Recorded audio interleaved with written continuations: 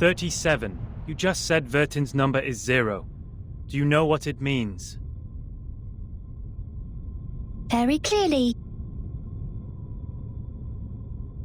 Would you be able to submit proof to Apeiron? No problem. Half of you in this hall have put in the pebbles. If 37's argument is found to be true, every argument Vertin has spoken in Sonetto's defense will be deemed valid. Sonetto will be exempt from the punishment. I will announce the result once 37's proof has been validated by Apeiron. Thank you for your time.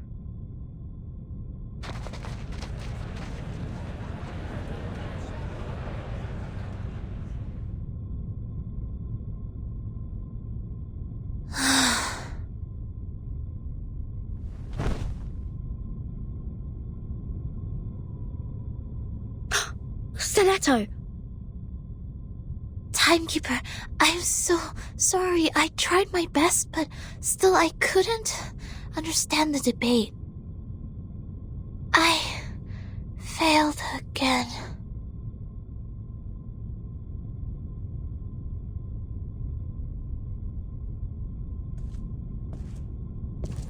What happened to her? Come here, little girl. We need to move her outside.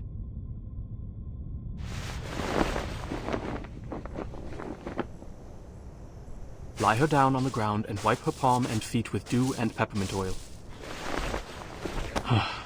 That would be okay.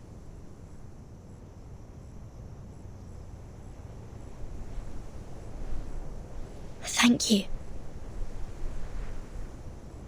You're welcome, the distinguished number 0.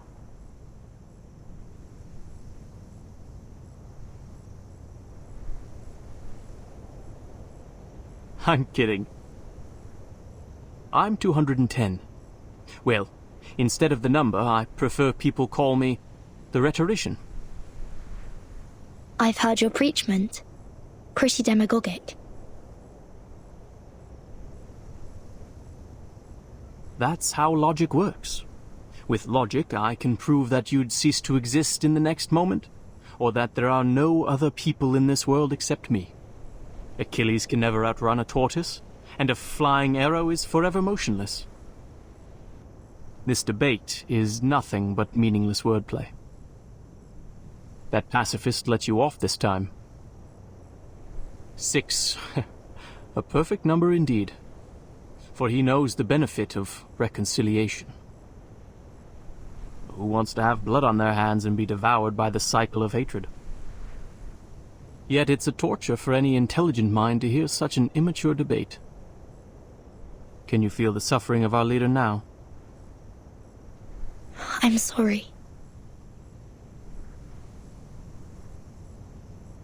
No apology needed, Miss Outsider. I also feel sorry for your pain. Given that 37 has revealed your number. What do you mean? 37. Our evil little genius. The most cunning star of Hermes. She's been having fun revealing others' numbers for a long time. Our numbers are our essence. And it's also the most important proof we get once in our lifetime. But she enjoys taking that opportunity away from you. Just because her talent allows her to do so. She did that to her friend, too. She found out Sophia's number. But without casting an eye on that paper with her number on it, Sophia threw it into the sea. Sophia is Sophos. But you, I pity you. It doesn't seem like trouble to me. Alas, poor little Vertin. You still don't understand. The number of our souls suggests our fate. It might be changed through algorithms temporarily, swirling, shifting, or transforming alongside other changes occurring on the coordinate axis. But in the end, we can only be ourselves. 1 is thought. 2 is opinion. 3 is wisdom. 4 is strength. 5, enthusiasm. 6, harmony. 7, order. 8, philanthropy. 9 is restraint, while 10 is completion. 0, however, is in the middle of the axis, the origin of the frame of reference. It's neither positive nor negative, neither prime nor composite. Things are ever changing, but you stay the same. Your loneliness also lasts forever. This is your fate. Being exposed in full view of the crowd, yet you know nothing about it. 37 was acting on impulse, yet she opened Pandora's box. She leisurely reveals your fate. That carefree behavior makes no difference to picking up a shell on a beach. How could I not pity you?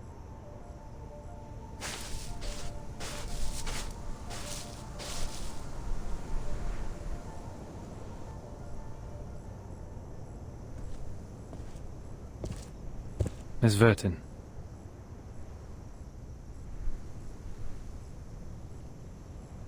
"37's proof has passed the review. Your friend will now be exempt from the punishment for violating the rules. However, she has to take some catch-up lessons on the scripture.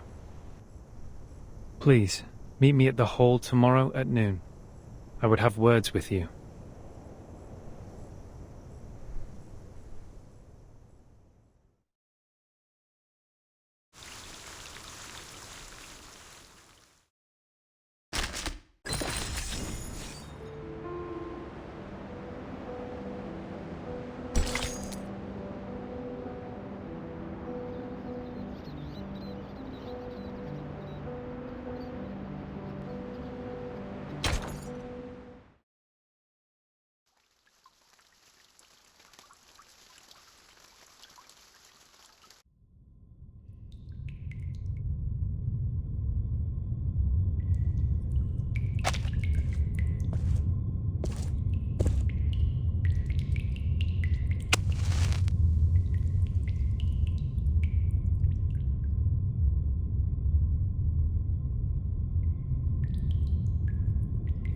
Before this negotiation begins, I wish to tell an allegory to the two of you.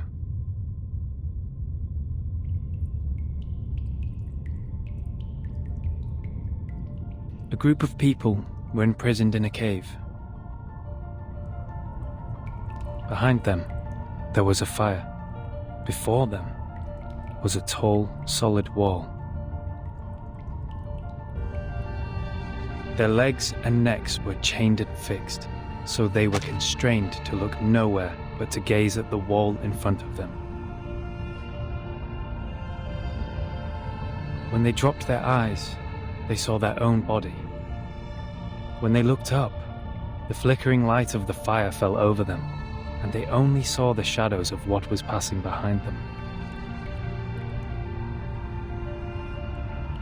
No one had lived one day outside the cave.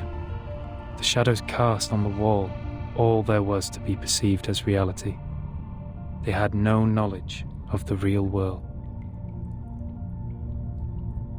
One day, one of them escaped from the cave, walked into the light, and saw the true world with his own eyes for the first time. Everything he saw or felt in the cave was nothing more than a mere shadow of the object's true form.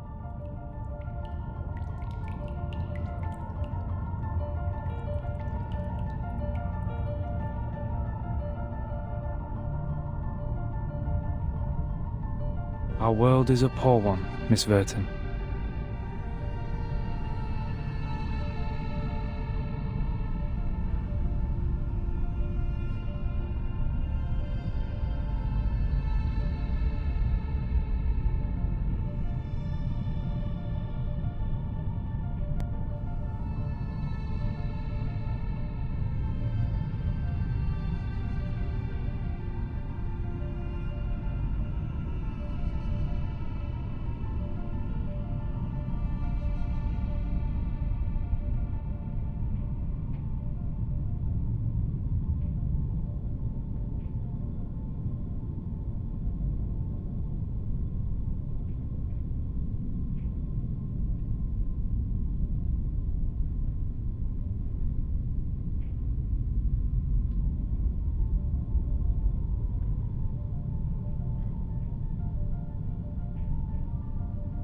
phenomenal world is the cave in this allegory, where we are surrounded by shadows or some humble fractions of the truth. It is ugly, frivolous, filthy, perishable, subject to decay, and filled with hollow desires and meaningless struggles. Only the wise can walk out of that cave and see the world as it truly is. In that eternal, transcendent world, everything is in its most perfect form. I pray that you, Miss Vertin, the representative of St. Pavlov Foundation, and you, Miss Arcana, her counterpart of Manus Vindictae, would pay heed to my words. Everything you've been fighting each other for means no more than some fragments of phenomena to us. There's only one thing worth doing. That is, to seek higher wisdom, develop one's virtue, and achieve greatness in life. We have never set foot on the soil dampened by the storm, nor have we ever been involved in the disputes brought by the torrents of time. I beg you, do not take your conflict in the phenomenal world into the realm of truth. For certain.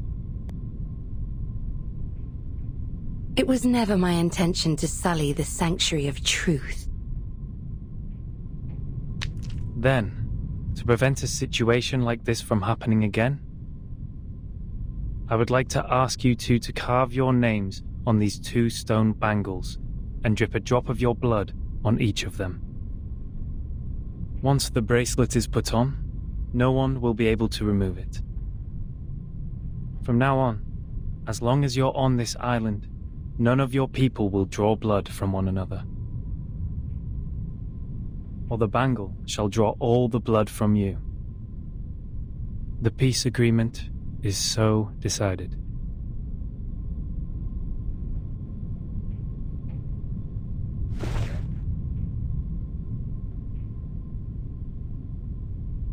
I appreciate that.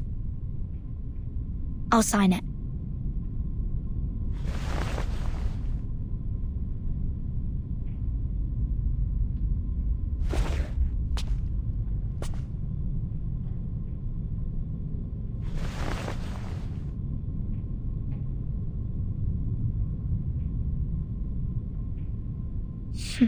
The peace agreement.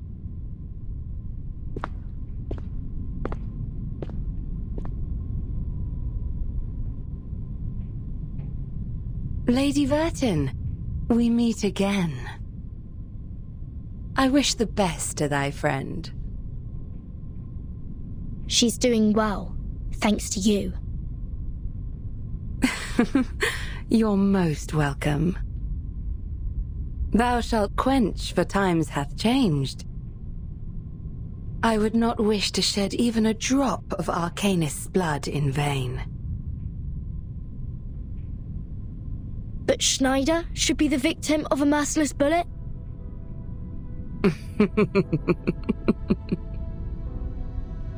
Vertin, my pitiful child. Did you forget? That merciless bullet cameth from a gun never belonging to me.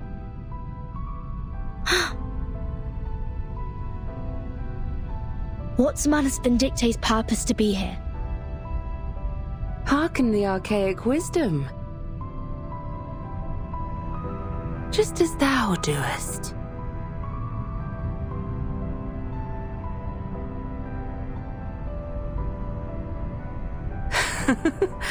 I am not surprised.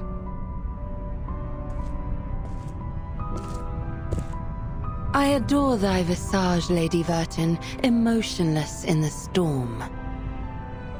Alas, no man shall bravest the storm and live, including thee.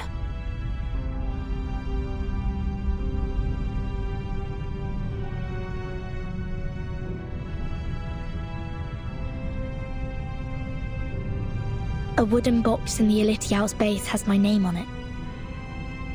Was that your doing? Sadly, it wasn't. I hope thee findeth the answer satisfactory.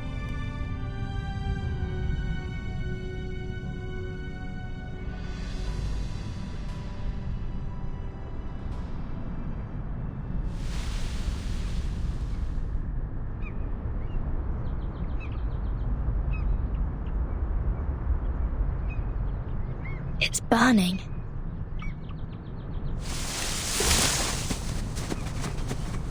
Is that Miss Arcana? Miss Arcana! Please, don't go! Save us! And save Art!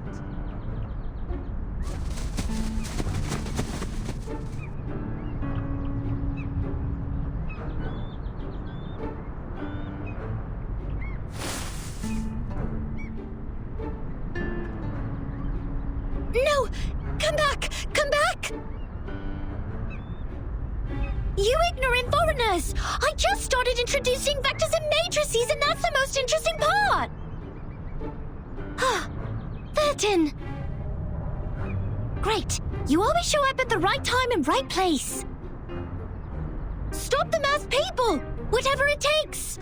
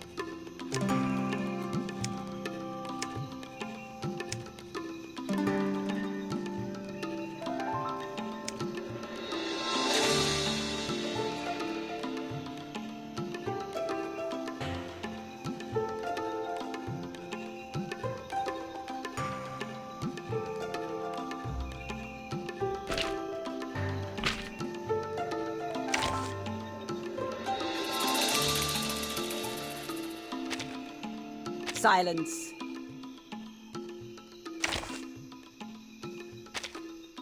Ha! An experienced adult is coming to your aid.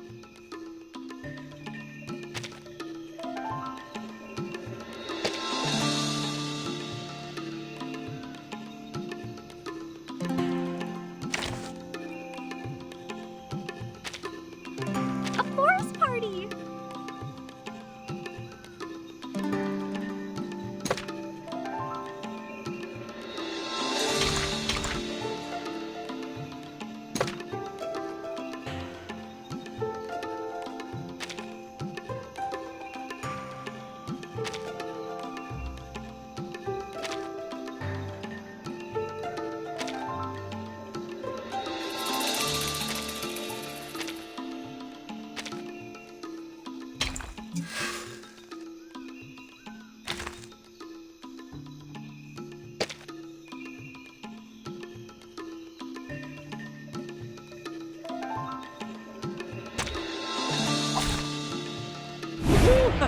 The hunt begins!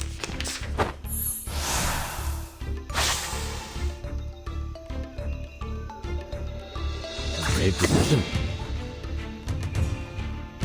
At your command. An eye for an eye. Hold on to that. Feel it pain and know with regret. Oh, good for you. Brave decision. A tooth for a tooth. Be serious. Stay focused. Hold on to that. Feel it pain and know with regret. Say hello.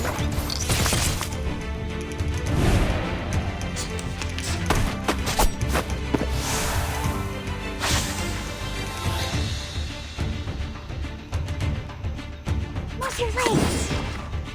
Be serious. Stay focused.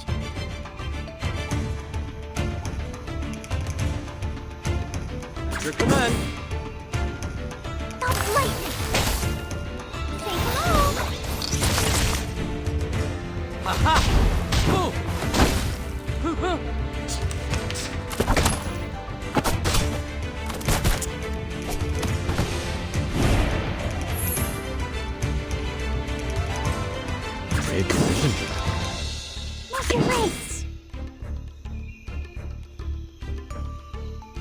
your command. Everyone has their own definition. That's Cradle. Hoo! Ha! Hoo!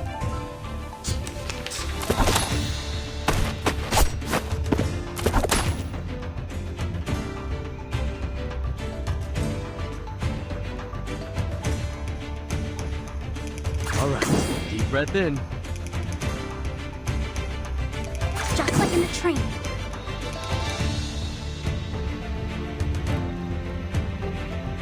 Be serious. Stay focused. Give me a hand, friends. I can't do this alone.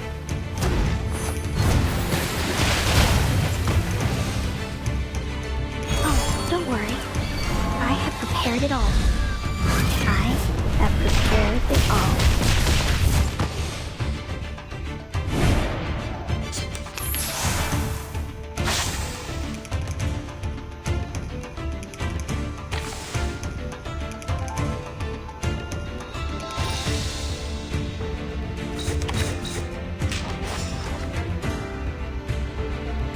Great precision.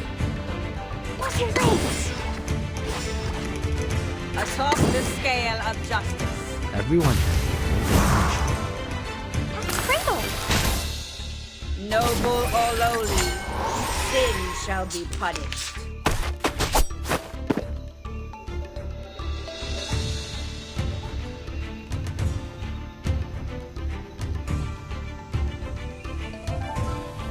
Off thou wilt.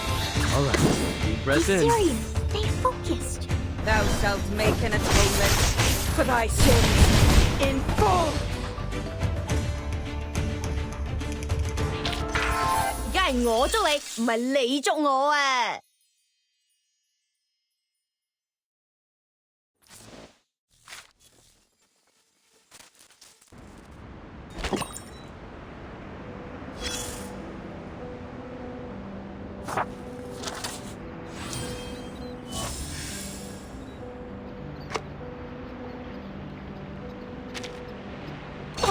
！Look at you, climbing out of the cave in the allegory, all dusty and dirty like a little savage. They must have tried to fill your little brain with long preachment. But you should feel lucky, because at least they didn't give you a quiz right after that.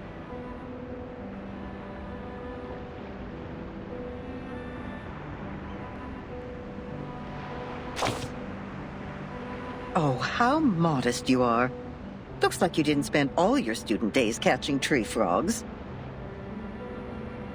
Try to reach the corners of your mind, if you would. And there you will find another bunch of people standing in front of a stone table. Yes, those people in gowns. White gowns with gray diamond patterns. One of them was standing on the stairs, gathering all the little vacant eyes to his side. What was he called? Give me a second.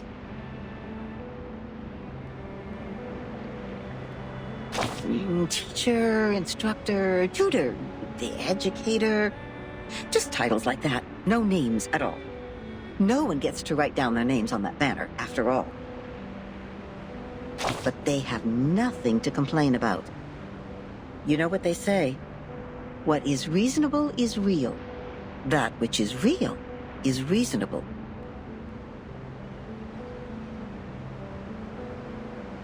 They showed you a broad avenue in their teachings where you could enjoy a sense of security with all the solid ground, convenient automobiles, and warm sunshine. And at the end of the avenue even lies an inspiring mission, to which you are expected to devote your whole life. There is a distinction between good and bad here, and it's as clear as our innate sense of right and wrong, like a floor of black and white tiles. Any stains on it will be noticed immediately. But in fact, there exists another path in the woods. It's much less traveled, leading to the unknown darkness which cannot be seen with eyes or proved false. You may even experience indescribable chaos and madness there. This path, however, has an excellent view, and it's one of a kind. The plants are thriving with bursting energy, and the flowers are blooming in a delightful atmosphere. So, Which will you take?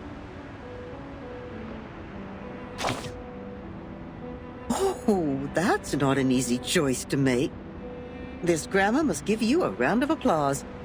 I would have even pinned a boutonniere to your suit if I had one. But I have to remind you, those things in there are not easy to deal with. They can drive you insane, and you have to be very careful. You've seen the living proof. Many were freaked out after they came back, and people had to tie and lock them up. Others even dug their own graves. Oh, my. That was a bit over the top. I hope I didn't scare you, darling. Here's some good news to cheer you up. Actually, there's still one more way you can take. It would be a good choice if you want to enjoy the scenery without getting lost in the darkness. I'm sure you know that myth. You shall take the soul of your love out of the underworld, yet you shall not look back. That's right. You shall pass by the sleeping sirens, yet you shall not make a sound. The ones with the belief set off. They entered the dark woods barefooted, yet moved so smoothly, as if they were walking on the avenue. They kept their mouths shut and eyes forward. They never turned back, never picked up what was not theirs, never set foot on the forbidden lands, and never looked straight at the sacred greatness. They showed frugality, patience, and wisdom in the face of hunger and danger. So the beasts continued to lurk in the shadow, and the ones with the belief passed through the woods safely, until the path disappeared along with the direction sign. Then the first one to look back gave an exclamation before being exiled. Think about what I just said. That which is real is reasonable. Never look back in the woods, darling. If you don't want to be turned into a pillar of salt which can do nothing but wail, then never, ever look back. Yes, we'd better stay awake, stay calm, stay cautious all the time. But then there comes the problem. How can you ignore your love for those thriving plants and blooming flowers? How are you supposed to deal with the unstoppable feeling that overflows like a melody when it is stirred up by the beauty of the scenery?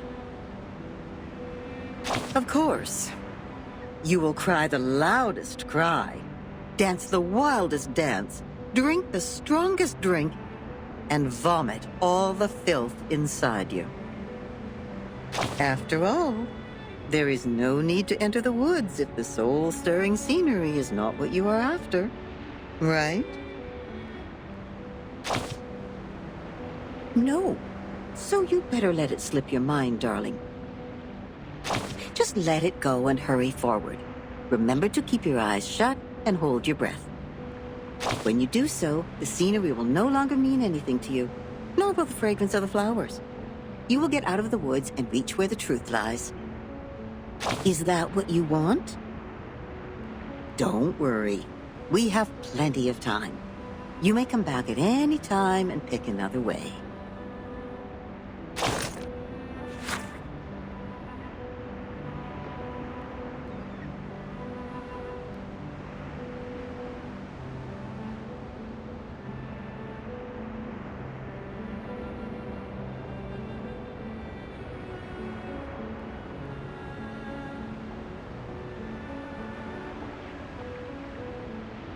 Just let it go and hurry forward. Remember to keep your eyes shut and hold your breath. When you do so, the scenery will no longer mean anything to you, nor will the fragrance of the flowers. You will get out of the woods and reach where the truth lies.